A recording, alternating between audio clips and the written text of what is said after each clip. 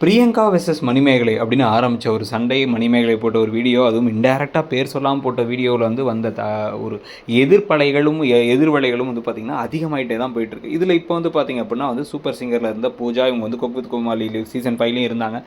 அவங்க வந்து ஒரு போஸ்ட் போட்டிருக்காங்க. இந்த போஸ்ட் படி என்ன அப்படின்னா வந்து, அங்கே என்ன நடந்துச்சுன்னே உங்களுக்கு தெரியாது, நான் உங்களை சைடு எடுக்க சொல்லலை, ஆனால் இந்த அளவுக்கு வந்து வெறுப்பை காமிக்க தேவையில்ல, ஒருத்தவங்களை உங்களுக்கு பிடிச்சிருக்குங்கிறதுக்காக இன்னொருத்தவங்களை அவ்வளோ தூரம் மட்டம் தட்டி பேச தேவையில்ல, ஒவ்வொருத்தவங்க வாழ்க்கையில் 1000 பர்சனல் பிரச்சனைகள் இருக்குது, கஷ்டங்கள் இருக்குது. இந்த சமயத்தை இந்த மாதிரி நீங்கள் ஒவ்வொரு வார்த்தை சொல்கிறதும் மற்றவங்களை காயப்படுத்துங்கிறத புரிஞ்சுக்கிட்டு, அன்பை வந்து உங்களால் வந்து பரிமாறிக்க முடியல, பரப்ப முடியல அப்படின்னா வந்து தயவு செஞ்சு ஹேட்ரடையாச்சும் வெறுப்பையாச்சும் பரப்பாமல் இருங்க அப்படின்னு சொல்லியிருக்காங்க.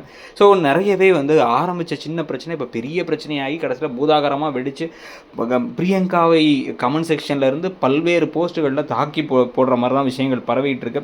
ஸோ பேச வேண்டிய விஷயத்தை பேசுறதை தாண்டி பர்சனலாக போகுதோ அப்படிங்கிற கேள்வியை பற்றி உங்கள் கருத்து என்னங்கிறத சொல்லுங்கள்.